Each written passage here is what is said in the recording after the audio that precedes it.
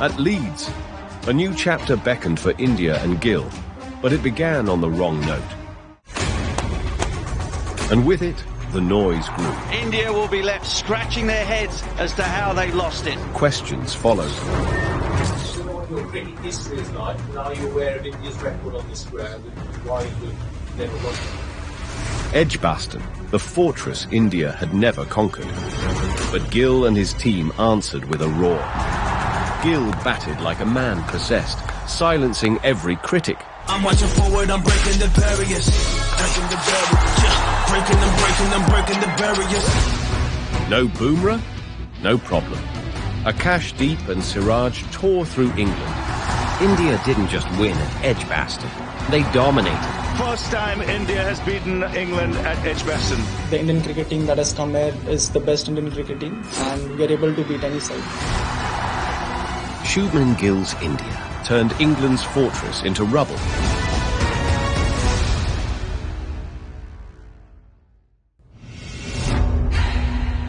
On a cloudy English morning, Ben Stokes won the toss and put India in. Jasprit Bumrah not playing, why? Just to manage this workload, you know. No Bumrah. The decision had everyone talking. You have the best fast bowler in the side, in the world. Yeah. And you make him sit out after 7 days of rest. You know, it's something very hard to believe. But all eyes quickly shifted to the pitch. No response. Because it was England who struck first, removing KL. Dragged onto his stumps, he was playing it, he was leaving it. Jaiswal quickly struck back with intent, though. With Karan Nair at the other end, they put together a brisk 80. Sometimes when you win the toss and bowl, you have in your mind you have to bowl the team out for under 250. So you're trying to swing the ball, you're trying to get the ball up there, you end up bowling too full and disappear to the boundaries. England need a breakthrough. Can it be the captain, Ben Stokes? Oh, a bit of width, big appeal! It can! Ben Stokes gets the wicket, huge breakthrough. England needed that. And then entered Shubman Gill. England tested him. Again. And again. But Gill solid at one end. The hosts struck twice in quick succession. At 2-11 for 5, India were wobbling. 2 big wickets now for England. Indian skipper, well set and hungry, needed someone to stand tall at the other end. Enter Jadeja. Together, they soaked up pressure. As Gill brought up his second ton of the series, Swept to the boundary again, and in the warm evening sunshine here at Edgbaston, Shubman Gill goes through to his second 100 in just his second match. the partnership swelled to 203 runs, a defiant stand that spread across 2 days. Having a team 200 for 5, you feel like you're in a really commanding position, but as the game sort of got deeper and deeper, it sort of turned into a wicket that we, probably didn't think how it would play. Probably suited India more than us, to be honest. A snorter eventually ended Jadeja's vigil. Jadeja couldn't get the hands down and out of the way. But Gill was far from done. With Washington Sundar holding fort, the punishment only grew. The pair added 144 runs as Gill marched to his maiden double century. Quite magnificent. That is a fabulous achievement from Shubman Gill. Technique, flair, courage and leadership all wrapped up into one. A stunning 269, the highest ever by an Indian captain, making Stokes regret every bit of that toss decision. We ran in, we tried everything, we changed plans, we manoeuvred when we could. But when a team's on top of you, and obviously India is a class team, that it's always very hard to wrestle any momentum back. India finished with 587, a towering score in the first innings.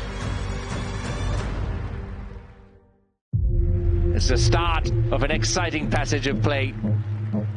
With the shadows lengthening over day 2, England were left to survive a tricky phase before stumps. India were without Bumrah, but they had Akash deep. Duckett, gone for a duck. What an absolute stunner. Pope gone first ball. Oh, got it on the second attempt. 2 in 2. What a start for India. A twin strike that sent shockwaves through England's top order. Siraj joined the act, removing Crawley. England were on the ropes. It is always tough, that's, when you do spend time out in the field, your body's tired, your mind's tired, so it is always a difficult position to find yourself in there batting at the end of the day. Root and Brooke dug in though, surviving the final moments of day 2. But it's been India's day, dominated the day, and are dominating this game.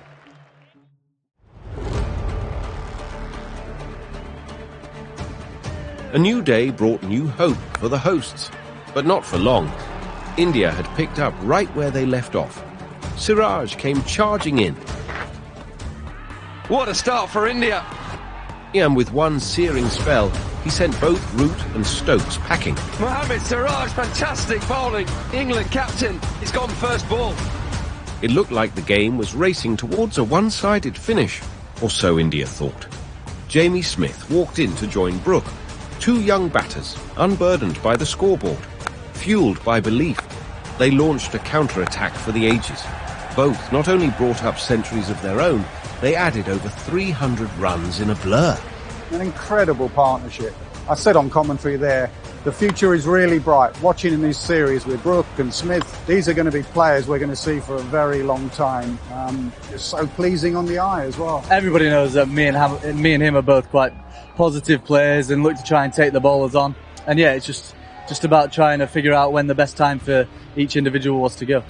But just when it looked like England might turn the tables completely, Siraj turned menace with the second new ball. Siraj again. 5 wickets tumbled for just 20 runs as he finished with a 6 for. मैं 1 साल से wait कर रहा था कि wicket मिल जाए, हमेशा charge पे अटक रहा था, मतलब बॉलिंग इतनी अच्छी हो रही थी बट विकेट नहीं मिल रहे थे और इंग्लैंड में पंजाब नेता के भी 4-4 थे, लॉर्ड्स में भी 4-4 थे, तो ये मोमेंट मेरे लिए बहुत ही स्पेशल है. The visitors somehow still walked away with a hefty lead of 180 runs. India, with an opportunity to set the game, began aggressively. Absolutely superb. Well, this lead is building, and it is building quickly. Jaiswal and Karun Nair fell after brisk starts. Oh, he's got him! KL Rahul played a fluent hand, keeping things moving.